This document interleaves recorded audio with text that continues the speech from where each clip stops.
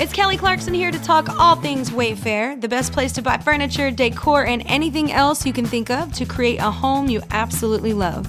I know when I shop with Wayfair, I find options for every style, whether I'm feeling boho or farmhouse, modern, traditional, French country. I can find exactly what I need for my home and more. No matter your space, style, or budget, shop Wayfair.com to make your home way more you. Wayfair, every style, every home. Is the high school crush part at all pulled from your life? Yes, there is one particular scene I wrote. It's a flashback where Julia has this moment where her love interest gives her a ride home after theater rehearsal, after school. And that is very much based on something that happened to me, like down to the song that's playing in the car. Wow. Oh my God. When I was in high school, this boy I had a crush on gave me a ride home after rehearsal and played me Ani DeFranco. And I was like, I'm in love with you. I'll love you forever. Oh my God.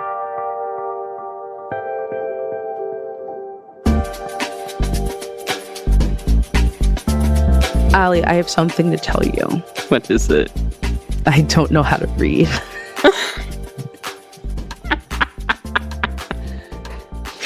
That's crazy. You've been faking it for so long. I faked my way all the way to Yale. You sent me so many books in the mail. Big books.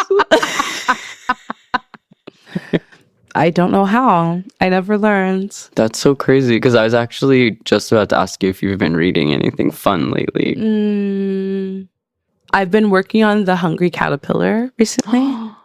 Wait, that's so fun. That's like a YA novel. I know. The drama, the intrigue, that's a trans book, actually, if we think about it. Yeah. The caterpillar becoming a butterfly? Are you kidding me? Yeah. That's trans. I'm reading this book right now that's like about developmental stages, and the guy is so sweet. Oh, so you know how to read. Not to rub it in. You're kind of like an on the low philosopher. It's very funny. I love like your philosopher side. Like Ali, like low-key reads theory like for fun sometimes. I'm like, that's crazy because if I was not in school, I would not be reading that shit at all. I just really like this book because it's about, I feel like there are developmental stages, but they like stop after like childhood. And this is a like an adulthood look. Oh. Like you continue to evolve. And he was like, a caterpillar is supposed to turn into a butterfly. And like that's a natural development, but a lot of people die as caterpillars. Like they get stuck in these stages and they don't like expand. And like, that is such a cute way to put it. That's a really cute way to put like our really emotionally stunted parents. No, like, yeah, it's cute, but it is it's like kind of dense. Like I ended up just like, love like a theoretical once text, babe. every couple years though. Like that's when I can slot it in. Like I read a ton of fiction and then I'm like, I came to your house and I found 3 copies of Pedagogy of the Oppressed. Don't fucking lie to me right now. I'm with a teacher. Okay, that's why. Only one of those is mine. Frankie, that's sweet. I just started working on my dissertation. It's due tomorrow? Yeah, it's literally due tomorrow. I'm trying to start like a daily like reading practice because I just realized the way I was working on it was like, I'm gonna like go really hard one day, like once every 2 months. And it's like, babe, it is not going to get written that way. Like, I love how you like asked Rose about deadline stuff. I love hearing how authors write. Like I'm kind of like obsessed with those blogs that have like absolutely fucking Fitzgerald woke up at 5 a.m. and shot a shotgun out the window. Exactly. And click-clacking at the typewriter. No, because that's what I'm realizing. I mean, I think when you're at the place of like writing books, which is what Rose does, she writes books. You know, a dissertation is not a book, but the idea is that like maybe someday it will become a book. Like it is so different from just writing an undergrad thesis or writing a paper. Like you can just grind that out in 3 days and pull a couple all-nighters. But like these kind of things where it's like 200 pages plus, like you have to figure out a routine and like consistency. And so it was so nice to talk to Rose because I feel like everyone works so differently. And I loved hearing like her method of just kind of needing to like go out to the woods and just like write. Totally. Like, she made like a very similar jump. So she was going from like articles, which I'm sure felt the same way as like papers, to full novel. Yeah. Absolutely. Wow. But honestly, I'm also just looking for like, because my normal reading life is so boring and so academic, I've been on the hunt for like sexy summer reads. Kind of like a sexy, like little steamy read that like I have trouble like putting down kind of thing. Totally. And Rose gave us like such good recs that I was like furiously writing down, and I can't wait to get into them. I feel like there's such a tradition of like trans author steamy read. I know. I'm just like, horny. okay. Tell me a little bit more. Oh, exactly.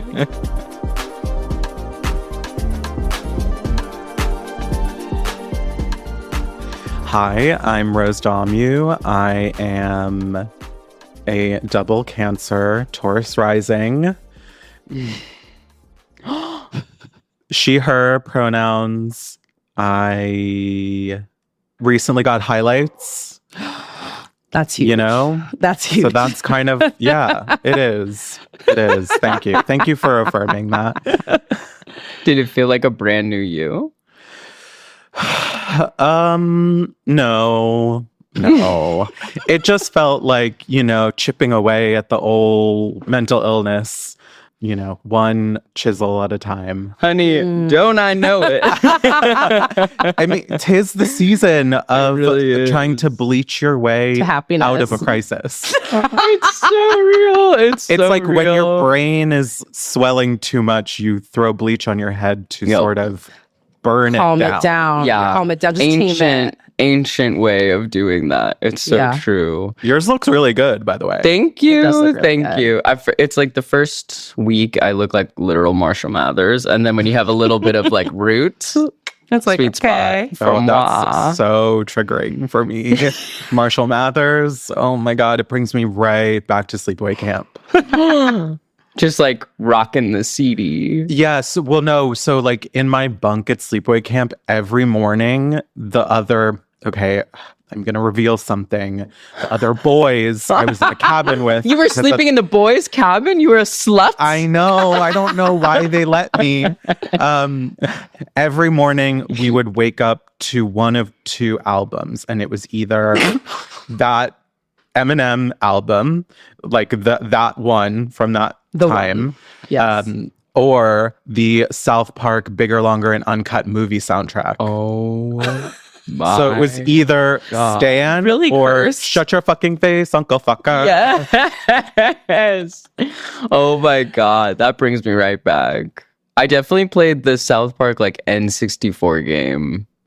Just constant. I was also in the boys' bunk. Right. Of course. And I was hiding out there. Wow, that's so funny. You ever just try that as like an alarm?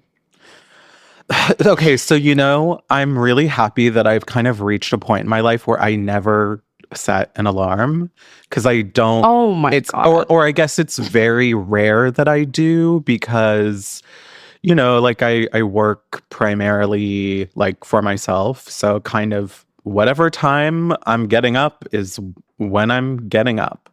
Okay, and flex. also alarms don't really work on me anyway. So it's good that those things have happened. Yeah. You're living the life. That was such a like subtle flex. Like, Yeah. Kind of is. Alarm Like, that's luxury. That's It luxury. That's luxury, babe. And you were just in Architectural Digest. Spoiler alert. oh, that's right. Yes, I was featured. Or maybe that was like a year ago. It was but like 2 years ago, actually. Okay. Yeah. So just is a relative term. Well, I remember seeing that painting. Oh yeah, the one behind that you you. can kind of see behind me. Yeah. Stunning. So was it Clever? Was it like Clever magazine or was it? No, it was Architectural Digest. You're like, absolutely not. It wasn't Yeah. that knockoff. It was Architectural Digest down. Period. Obsessed. I love that. Wow. Okay, well, last we left off, we had you as a guest in our Brooklyn show. Yes, that was so fun. That was so fun. It was so fun to talk to you kind of like in a group setting. For those listeners at home, if you haven't checked it out, that live show is online, so you should totally check it out. So we also have a video now. Stunning. But for those of you who didn't listen to that yet, can you explain kind of like your current gender presentation identity?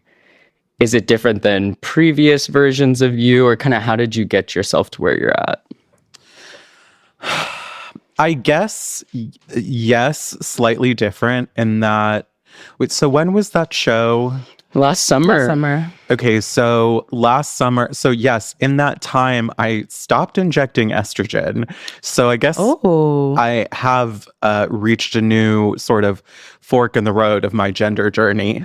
Wow. Mostly, Tell us more. Yeah, mostly because I like wanted to fuck more, and I am. Period. Yeah, so I started transitioning almost 10 years ago, later this year. And I guess where I'm at with my presentation is like, I just don't really want to try that hard anymore. It's like, because so much of gender is about effort. And I'm very lazy.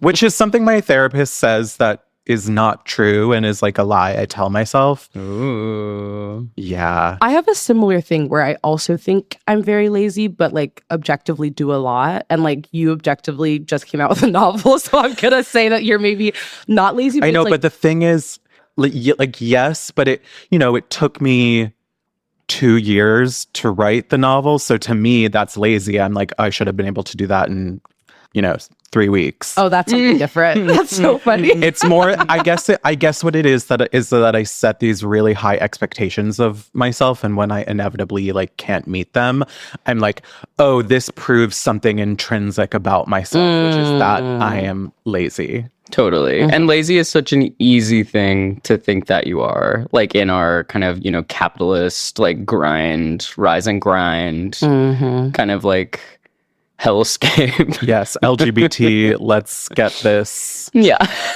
Let's get this bread. LGTB. Let's get this bread quickly. Oh, let's get this bread quickly in In Allah. Inshallah. Let's get this bread quickly, inshallah. Hell yeah. Hell yeah.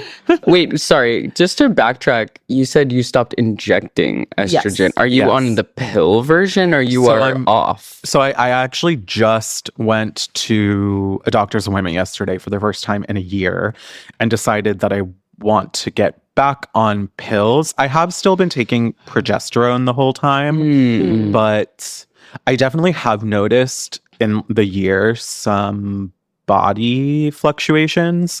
So I think I want to introduce estrogen back into my life in a way that is not as invasive as sticking a needle in my thigh every week. Totally. You kind of got to the end of that. Yeah, I just, I did it for so long. And I guess part of the reasoning when I stopped was like, I wanted to be less dependent on things in general. I think also like particularly because the world is so scary and who knows what's going to happen to our access to gender affirming care. I was like, okay, I kind of want to test out like if I'll be okay if I don't have access to this. Oh, And like for the most part I have been. And now I've kind of reached the point where I'm like, okay, well, I don't have to go like fully cold turkey. I can still like have this in my life a little bit. And I also do kind of miss crying because I don't really cry anymore. I mean, that's a combination of the lack of estrogen and my Prozac dose. Oh my God, totally. Yeah. I just went off tea like maybe a few months ago, and I have like a similar thing where I'm just kind of like, oh yeah, now I do cry. Yeah. But just like navigating that kind of like hormonal imbalance and trying to find like your equilibrium again was kind of hard for me. But ultimately I was like, I do like this feels like the right decision for me. Yeah, I mean, it is, I guess sometimes you have to make those decisions of like, do I want to feel things? Because sometimes things will happen in my life, or I'll be like watching a sad movie, and the moment happens where I know I would or should be I crying. should be feeling something. And I right just now. like, yeah. I like can't get it up. It's like I have, it's like I can't get emotionally hard. You have CD. Yeah. Totally. I wanted to fuck and I can, but now I can't cry. Wow. I mean, pick your poison. Yeah. Well, I have some friends, some T-girl friends who will like do a mix of like estrogen and testosterone for that reason. Whoa. Kind of like on their own. Yeah. Like kind of just like not going through their doctor, but just like kind of mixing and matching themselves. That's the future, baby. No, literally. Because I think like, yeah, similarly, like they were like, okay, estrogen's obviously feeling good, but it's like maybe I want to have like a little bit more libido. And so they'll do like some tea as well. So I'm like, wow. just mix Maybe and match. that's the scenario. Is progesterone the T blocker? So I don't actually know what it is. And I think, I mean, this is the thing with trans healthcare is like, no one really knows anything. Right. None of this has been implemented for long enough that anyone has definitive answers of what anything does. I got on progesterone because I had been told by a lot of people that it accelerated breast growth, and as I'm holding my boobs, as I often do when I need to feel comforted, I just like hold my breasts. When I need to fall asleep, I'll just like grab one. It's so And nice. I definitely did notice that. And I do think there are some studies that have shown that like progesterone on its own is maybe like effective enough to suppress testosterone as estrogen. And I think I have found that to be true, but I'm just kind of, I feel like a chemist. I want to play around with all the different combinations and see what works for me. Like I said, I've been doing this for almost a decade now. Yeah. And it's only been through trying everything out that I know what works for me. Yeah. Because there is no one actually knows. No one knows if we're gonna like live forever or like, turn into, I don't know, like monsters. I mean, that has already happened to me. Yeah. Look around, look at the headlines. I feel like this is like the fucked up Venn diagram that's like a circle of like both like trans healthcare and like reproductive care, where they're just like, they have like invested no money to actually research it. So all of it is still either like so barbaric, and B, they're just like, I don't know, like, like here's this birth control with you when you're 16 and we don't know like what it's going to do to you or whatever. Because I think my birth control is a mix of progesterone and estrogen, but like I have no idea what the fuck that does. And it's like, would love it if there was like a little more, if we could have put a little more research. Yeah. No, they're always like, try it out, come back in 3 months if you're still alive, and we'll see how it's going. Totally. It's like, damn. I think like part of it is like underfunding and just like navigating healthcare providers and like finding a fit that's like a normal human being that you're talking to is like so hard. But it's also like what we're after is very like a la carte, and so like not everyone is looking for the same thing. So not cookie cutter. Yeah, it just makes sense that we're gonna have to like go on something for a little bit. Okay, I got these changes. You're telling me those aren't reversible, so I can go off and I can just coast for a little bit. But it's just like, yeah, it's like no one's gonna have as much attention to detail as you are about yourself. So you end up having to kind of like go rogue, and you're like, I don't want to be doing this.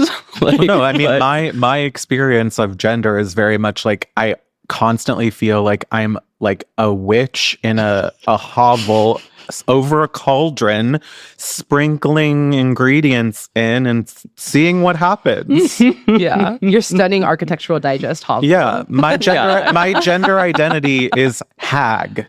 Yeah, perfect. Kind of along this line of like body stuff, embodiment, that kind of stuff, we've been asking folks like, do you have any like rituals or practices that help kind of connect you to your body that kind of feel good to you? Yes. I mean, there are some that are, I think, more regular, and then there are some that are like kind of special occasion rituals. So I would say like a special occasion one is Anytime I go, this has now happened 2 summers in a row. I've been on Fire Island during a full moon, and my friends and I will go to the beach for the full moon. Last year we went swimming, but this year like the tide was too crazy. But I always collect a jar full of full moon ocean water. And so if I really need to sort of like connect with my body in a very visceral way, I will like take a shower and like pour some of it over me, or like pour it in a bath or something. Wow. Wow. Wait, you are a witch. I love You are a witch. That is my witchy, like woo-woo answer. Yeah. Mhm. For something a bit more normal. I don't know. I mean, this is maybe not even the answer, but I was actually thinking about this the other day, that like the most feminine I ever feel is when my hair is down and on my shoulders, and I sort of like flip it back to get it like behind my shoulders, and like off of my neck. And like that is, it's like pussy, pussy, pussy, cunt. And also getting laser hair removal Ooh, is totally. incredibly, is like, I think it's something about the pain. It's like, oh, I earned this. Whoa. Wow. And it really Yes. like grounds me in my body. Oh my God. I feel like I remember the first time I bought kind of like baggier pants, like after kind of transitioning or being out. And the moment that I pulled them up and they essentially just fell right back down to where they were, I was like, ooh, it's like these movements you saw like the teen boys in your class do a million times, or like Yeah. the hair flip in like every movie. You know how like, I don't know, cis boys like in high school movies like take their shirt off that specific way? Do you know what I mean? Sorry. I'm watching like Ginny and Georgia right now. Do you guys know that show? Yeah, I do, It's but so I have no fucking idea what bad. it's about, because like it seemingly was like a, you know, like High quaint school. sort of like Gilmore Girls-esque Yes. mother-daughter thing. And then I saw someone tweet like, I can't believe they killed someone. There's on Ginny and murder. Georgia. I was like, what There's is the murder. show? My roommate walked past me and they were like, there's murder in the show. What I'm like, the yes. fuck? Anyways, sorry, tangent. But I just like that shit like will kind of get me in my feels of just like, I don't know if I want to be the boy or the girl in the situation. But Yeah, Totally. it's doing But- something for me. But yeah, I do feel like all of my like rituals are attached to hair in some way. Like as I mentioned, like getting highlights. I just think like hair is gender. It is. Hair is Um, everything. So I don't know, like the act of like putting my hair up in a claw clip, or like taking it out, or like doing braids, or, you know, anytime I'm going through a mental health crisis and I'm like, I need to dye my hair. I need Yeah. to get bangs. Yup. Oh, I love that. Just you in the mirror with the bleach. I now want like a fan edit of you in like slow motion, just like Oh my God. with the hair. I can make that happen. Send it to both of us. Yes, please. I feel like the main thing that we wanted to talk to you about was your book. It will be coming out the day that this is publishing, so it will be available to anyone who's listening. Yes. Can you tell us about it? Yeah. It is called Best Woman, and it is on its face a romantic comedy, but I kind of think of it more as like the romantic comedy is a Trojan horse to tell a coming of age story and a family drama. It's about a late 20s trans woman named Julia, which is an homage to Julia Roberts, because the book in a lot of ways is a send up of my best friend's wedding. In fact, when I first started writing it, the like Google doc that it was in was named My Best Trans Wedding. Incredible. And Julia has a brother that she's really close with. And right before she started transitioning, he asked her to be the best man at his wedding. So then when she transitioned, she became the best woman. And at the beginning of the novel, she finds out that the woman who was originally supposed to be her soon-to-be sister-in-law's maid of honor was kicked out of the wedding for being transphobic. And the person who has now stepped in is Julia's high school crush, a girl named Kim. Oh, my who God. Julia had a huge, debilitating crush on in high school, but Kim was a lesbian, so she knew she never had a chance with her. And now that she's transitioned, she thinks that she might, but she makes a sort of bad decision in telling what she believes to be a little white lie in order to sort of ingratiate herself with Kim that really spirals out of control during the wedding week. Wow. That's Yum, amazing. yum. Yes. So it is very much about that romance, but even more so, it is about Julia, coming to this wedding and it being the first time she is seeing basically everyone she knows, her entire extended family, for the first time since transitioning, and what that kicks up for her. The layers. The layers are fucking nuts. Oh Yes, my it is God. like an onion. Yeah. Stinky. It's stinky as hell. Was it fun to write fiction? I feel like you're like Twitter queen. I love all of like the articles that you write. I feel like you're like a great critic. Was it fun to transition to fiction?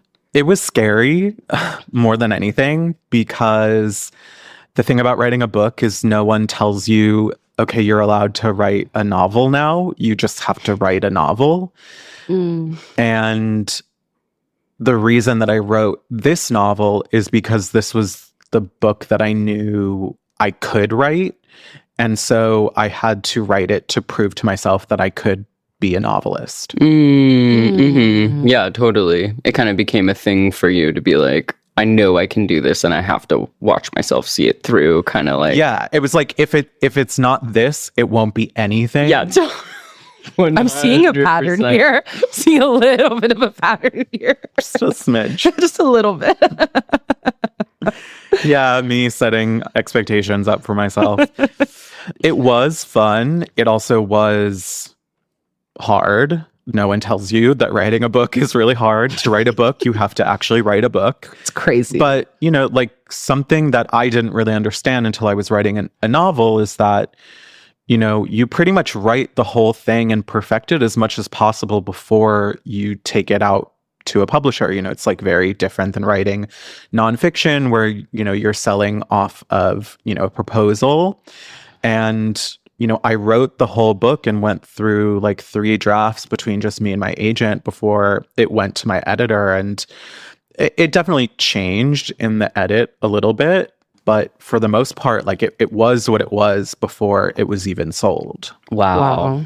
Yeah, that world is totally crazy. It is incredibly opaque, and there's so much I didn't understand and so many expectations and assumptions I had that have definitely I have learned since. Whoa, wait, like What's what? like one of those things? Yeah. Yeah. I guess like one of them is like I was like, oh, I'm gonna be flown around the country on a massive book tour, and they were like, well, you're not George R.R. Martin, so we'll do a launch party.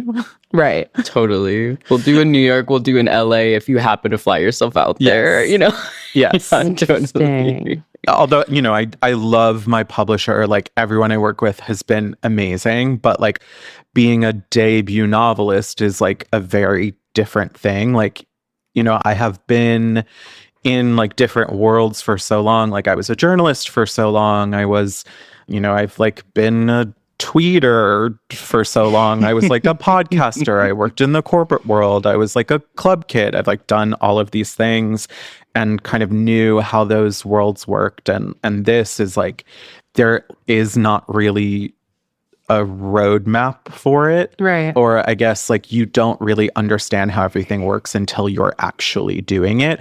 And I think there's part of me that was like afraid to ask questions because of like what the answers might be. But I've gotten much more comfortable now being like, okay, so what is the deal with this? Is this really happening?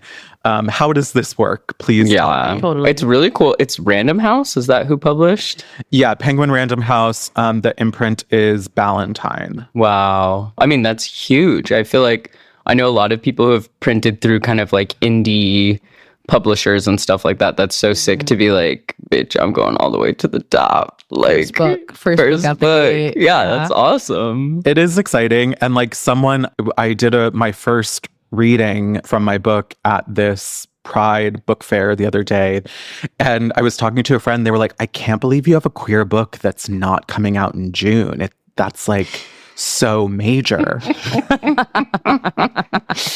Yeah, you're going to kind of remind people that queer people exist in September. Exactly. When they start to forget. They're going to be like, wait, this isn't on a Pride table? There's no rainbows anywhere? What is this? It's not like the Aesop queer library. Yeah, which I love, which is she ends up there. A resource. I hope to be stocked there next year. Oh my god, next to the black pepper musk. Exactly. Oh, honestly, I love that specific one. Me too. I actually think my favorite Aesop product is I have their room spray, which I keep in my bathroom, and that shit is so good. It's so good. So fucking good. Wait, you wrote an article that was like fragrances that you can wear as a non-binary person that isn't Santal 33. Okay, that was not so necessary. That was not the story I pitched. I will say I did not come up with that headline because that really made me laugh, and it also bullseyed me at the time. I do love a smell, though. I do too. Can I ask, is this based on a true story? Have you ever experienced this? My novel? Mm-hmm. Yeah, like any parts of it, maybe. Yeah, it is very loosely inspired by my own experience of going to my brother's wedding, like pretty early in my transition. But it is like totally fictionalized. A lot of the characters in the novel are very similar in some ways to people in my family, in my life, but it really just was kind of that germ of an idea because to me, like weddings are so gendered. Yeah. And weddings are the site of such sort of like operatic drama that it was the perfect like confluence of all of these different dynamics that would be a really good way to tell a story about identity and coming of age, and specifically what it's like to be a trans person when your family and the people in your life support you, but that doesn't necessarily mean that they understand you. Totally. Because that's a huge difference. I mean, we are really fighting for just acceptance. So then like once you get that, what's next? Because I do think a lot of people think that that is enough. Right. It's very like protect the dolls, like that's enough. Yeah. And sometimes I feel like we tell ourselves that's enough too, where it's like, at least, like, I'm not being kicked out of my house. You know what I mean? It's totally. Contact, but it's like literally the bare minimum. Totally. It's very the difference between like cooperation and collaboration. I feel like cooperation, you like help someone, but you're really thinking about how it's going to help you. And I feel like that's how we get a lot of like virtue signaling and woke absolute vodka. And you're like, oh yeah, how about collaboration where we're like both working together and it's like about both people. And also like calling out and calling in. Like you can call out someone for like misgendering you, using the wrong pronouns, whatever. But like, what about the more insidious ways that like cis people truly just don't understand what it is like to talk to a trans person like they're a person.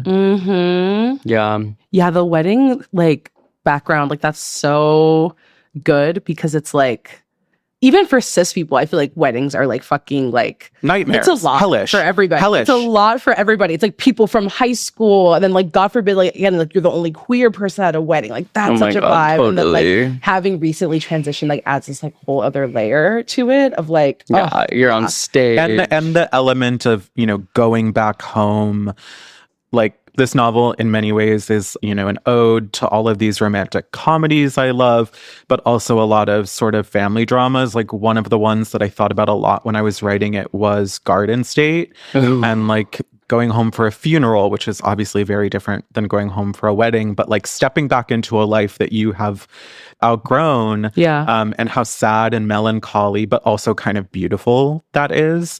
And I knew, so the novel is set in Boca Raton, Florida, which is where I grew up. And I knew I wanted it to be set there because it's like such a specific place. And I really wanted to like make it, you know, come alive in this novel. And I always feel like I regress so much when I go home. Tell me about it. Yeah. And so I wanted to take this character who had like fought so hard to become this version of herself, not just with her gender, but like who she was, her confidence, her, you know, like ability to like relate to people through sex, and then like bring her back to a place where all of that was kind of stripped away. Totally. Oh, I love when people write about where they're from, because I feel like it just imbues it with like such rich details that like nobody else would really like get. I love that. Is the high school crush part at all pulled from your life? Yes, there is one particular scene I wrote. It's a flashback where Julia has this moment where her love interest gives her a ride home after theater rehearsal after school. And that is very much based on something that happened to me, like down to the song that's playing in the car. Wow. Oh my God. When I was in high school, this boy I had a crush on gave me a ride home after rehearsal and played me Ani DeFranco. And I was like, I'm in love with you. I'll love you forever. Oh my God. That's so good. I'm like, is she a trans woman? This person? Yeah, wait, literally. Like, what? I haven't checked it. I haven't checked in, but it's possible. It's possible. What's That's tea? egg catnip. Yeah, exactly. What's like your creative process like as a writer? Like, or maybe Oh just my writing this God. book in particular. I'm so sorry. Like, do you have like a daily writing practice, or are you someone that has to like go off somewhere else and like write in chunks? Like, I have to go off somewhere else and write in chunks. So when I first started writing the book, I had just quit my like corporate job, and so I spent a summer kind of writing every day and wrote most of the book. And this was when I was still living in Los Angeles. And then that fall I moved back to New York, and then basically didn't write almost anything for like a year. And then one like bleak February, I was supposed to go out of town and the trip got canceled, and like no one knew I was still going to be in town. I didn't have any plans with anyone. And so I just locked myself in my apartment and finished the book over the course of a weekend. wow. And since then, that has kind of become my writing practice, like taking it myself out of my normal circumstances for chunks of time and just like writing in bursts of like as much as possible in really like dense chunks. So like I'm working on my second book now, and last summer I spent a couple weekends upstate where I would rent a house, go there alone, and spend like a week writing. And tried to pretty rigidly structure my days. I have learned that unfortunately, if I have to do anything else besides write, I can't write that day. I have to exactly. only write. I've had that realization too, where it's like if I'm doing anything else, like even walking to a cafe or getting lunch with someone, like I'm not writing that day. I have a very similar realization. If I have to answer an email, Not it's writing over. that day, It's that's over. it. Well, this is like very interesting. One of the guys in Monty Python, I remember, he had like a very vigilant assistant who like he could not be interrupted for any reason during the day when he was doing like sketch rewrites. And I'm just like, that's so ADHD. That's like 100% mine. Because when I am working through something and writing on it, every step that I've already taken has vanished. There's no way to like retrace my steps. Yeah. And so it just completely crumbles, and I will have to start at the very beginning, which could be like hours of work to like redo. Totally. Yeah, when I'm writing, it's like I'm on do not disturb. I'm hopefully in the woods somewhere miles away from other human beings. Or if that's not happening and I am writing at home, I'm not talking to anyone for 24 to 48 hours. Yeah. I'm not like ordering takeout. I'm not leaving my apartment. I'm just there writing as much as I can. Ugh.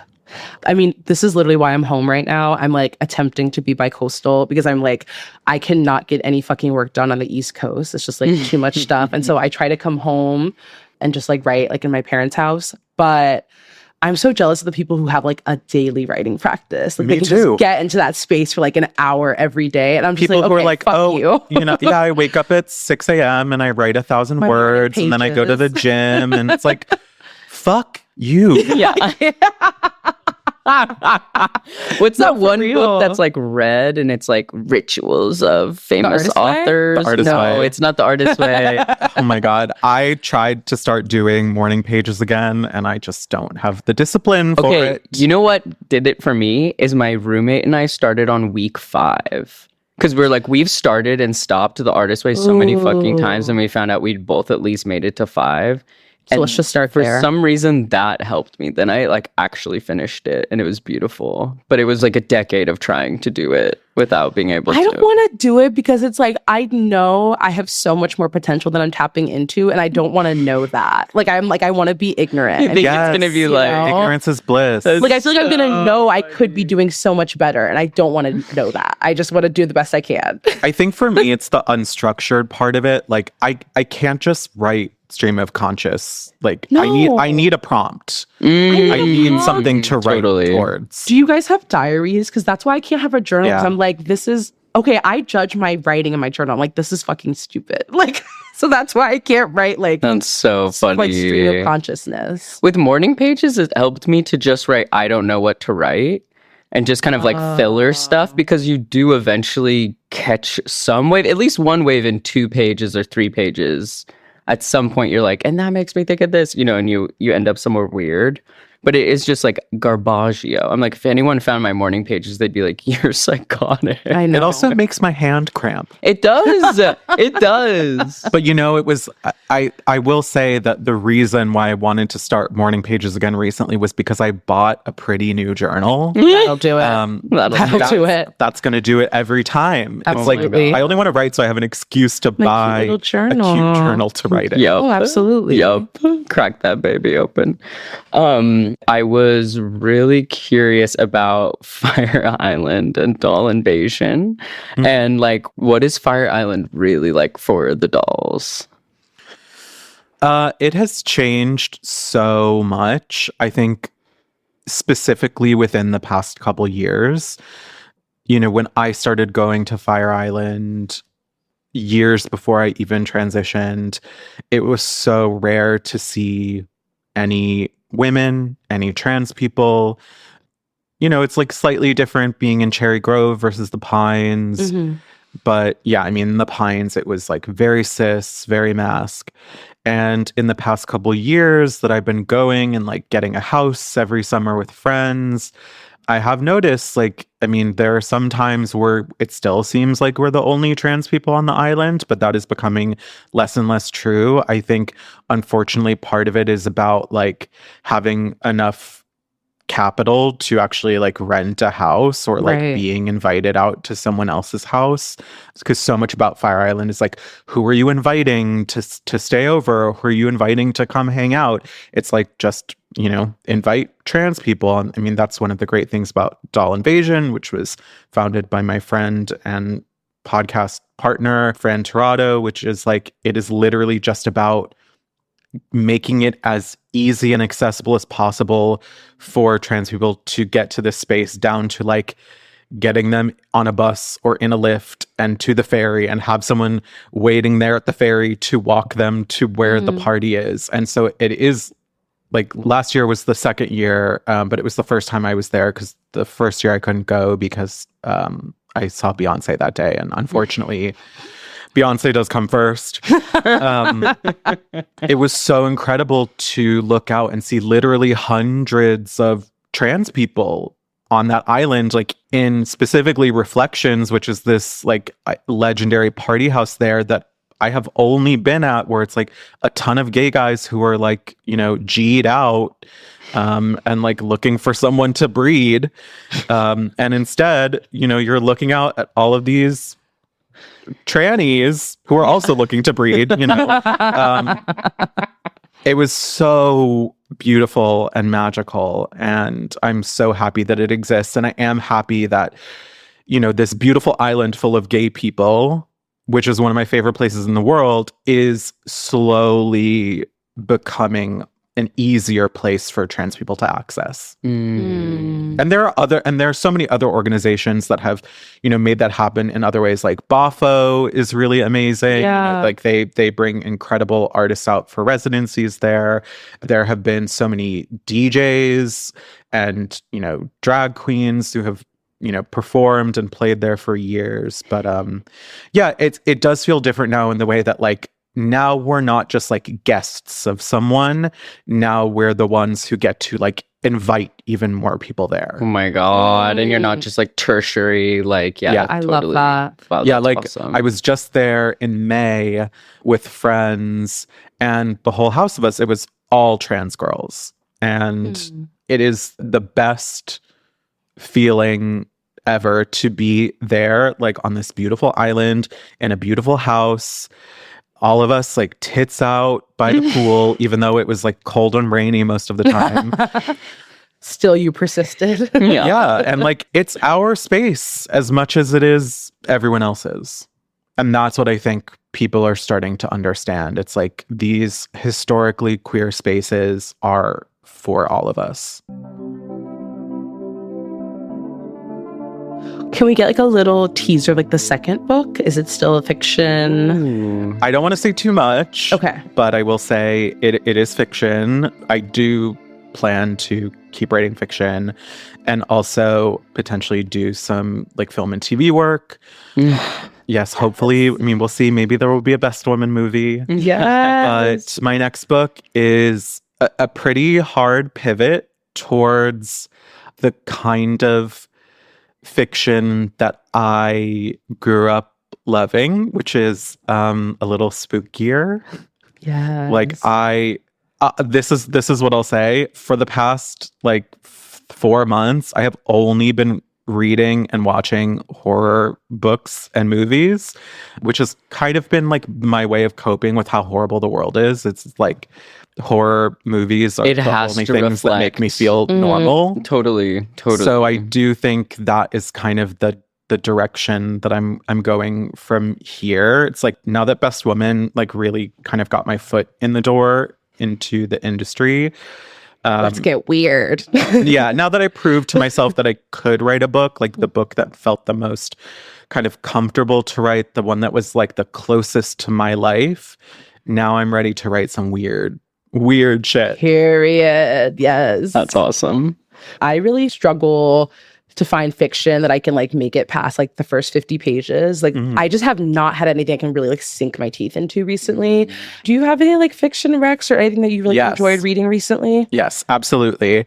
Recently, I read a really amazing novel called Our Share of Night, which is an, I believe, Argentinian horror novel that is like very queer. It is truly like an epic masterpiece.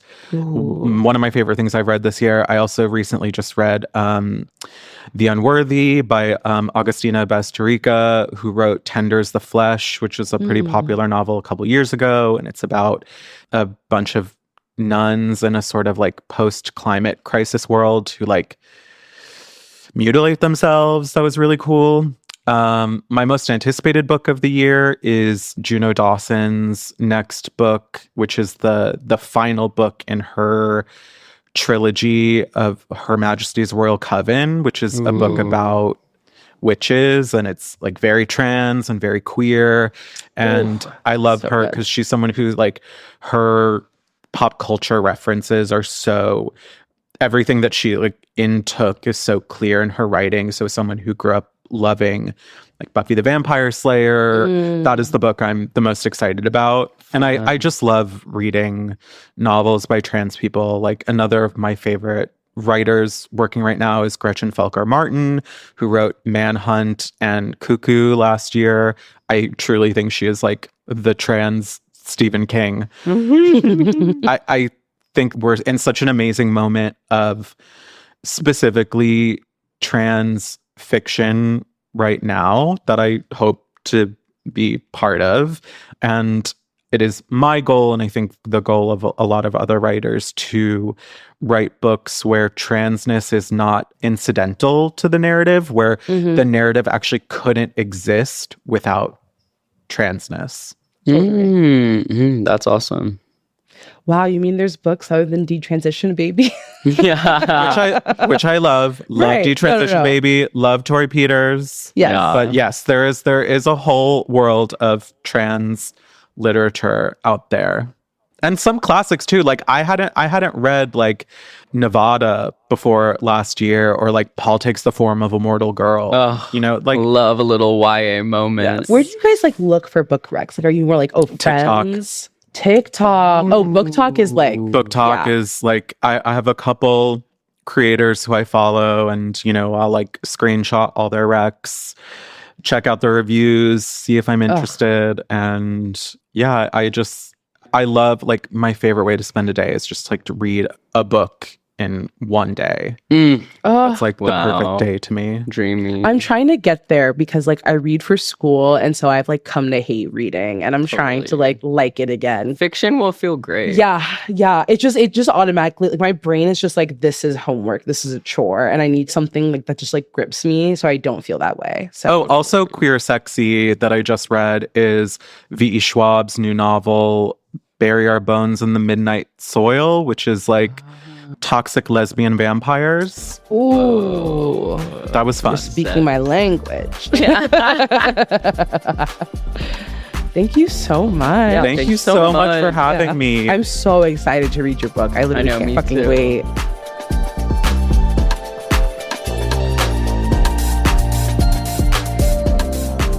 Thank you so much to Rose Dommu. Be sure to go get her novel, Best Woman, wherever you get books. It's out now. And there's a link in the show notes to buy it at bookshop.org, which supports local bookstores.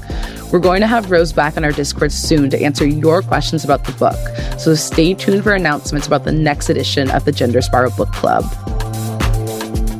Gender Spiral is an original podcast from Audiation. This episode was mixed by Matt Noble. Theme music is composed by Chanel Kirchlow, remixed by Daria Lord. Additional music by Command Jasmine, courtesy of Molten Heart, with art by Joey Hahn and graphics by Michael Tyrone Delaney. The show is executive produced by Ireland Meacham, myself, Babette Thomas, and my co-host Ali Beardsley, along with Sandy Smullins, with some additional story editing from Susie Armitage. If you want to help us out, you can rate or review us wherever you're listening to us right now, and follow us on Instagram at Gender Spiral to get notified about new episodes. And be sure to support us on Patreon at patreon.com/genderspiralpodcast. For $2 a month, you can listen to the entire back catalog of Gender Spiral episodes ad-free. Plus, you can get access to our Discord community. Higher tiers will get you exclusive bonus content, plus gifts from us like these cute little monthly postcards and free merch. You can also check us out at genderspiralpod.com, where you'll find transcripts for each episode and a link to leave us a voicemail. And you can shop our merch store.